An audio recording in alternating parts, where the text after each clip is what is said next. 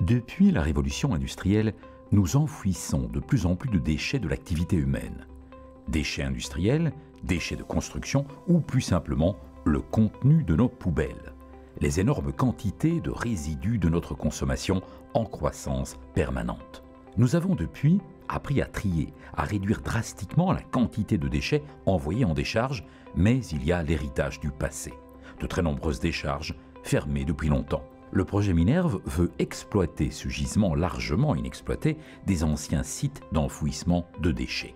Un gisement énergétique avant tout, puisque des bactéries anaérobies, qui n'ont pas besoin d'air pour vivre et se multiplier, s'y nourrissent de déchets organiques, les décomposent et émettent du gaz, du biogaz, qui peut lui être exploité.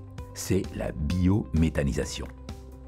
Le projet Minerve a été lancé pour identifier ces gisements énergétiques et matières des anciens sites d'enfouissement de déchets.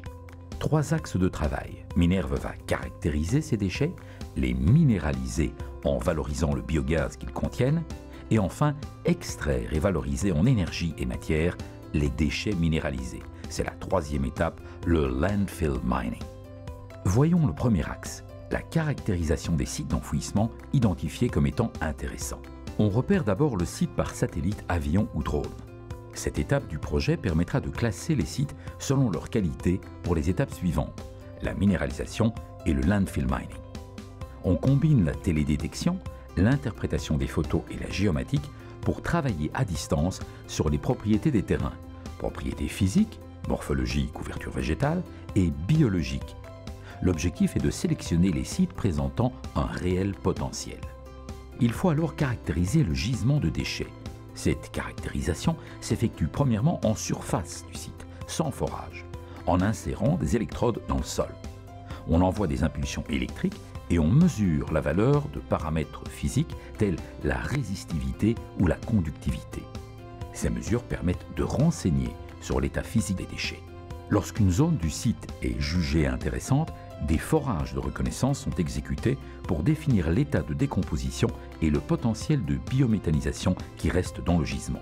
C'est la caractérisation biochimique. La méthode est invasive.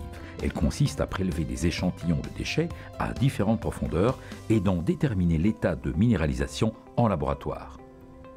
D'autre part, les forages réalisés permettent de procéder à des mesures géophysiques en profondeur et ainsi passer d'une vue 2D du site à une vue en 3 dimensions d'une portion du site. Les déchets prélevés en profondeur permettent en outre de renseigner sur les caractéristiques physiques des déchets enfouis, degré de décomposition, humidité, température. Ces mesures biochimiques et physiques, combinées avec les données géophysiques, permettent de déterminer les paramètres d'intervention par injection sur la zone identifiée. Vient ensuite l'étape de minéralisation clé du projet Minerve.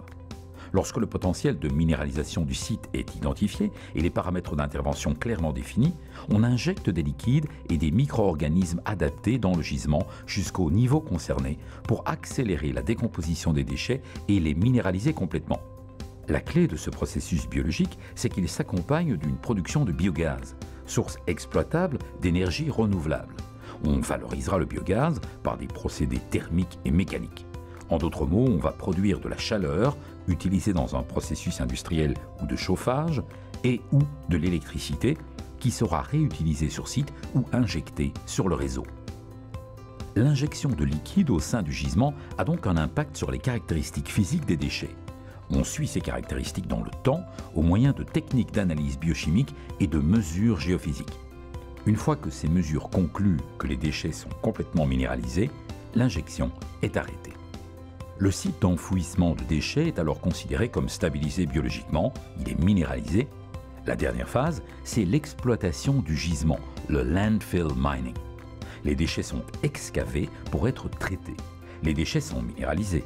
Les conditions techniques, économiques, politiques et environnementales locales sont rencontrées. On peut donc excaver les déchets et les traiter sur une ligne de tri pour en extraire les fractions recyclables et valorisables en matière et en énergie, les métaux, les fractions plastiques, etc. Les fractions extraites deviennent ainsi une nouvelle matière première, par exemple les granulats utilisés dans la construction, ou un combustible alternatif, valorisable dans un procédé thermique, par exemple un four de cimenterie.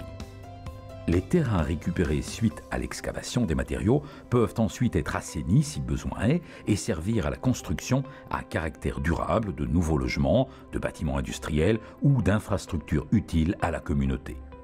Cerise sur le gâteau, lors de ces opérations, les matériaux précédemment récupérés peuvent déjà être utilisés.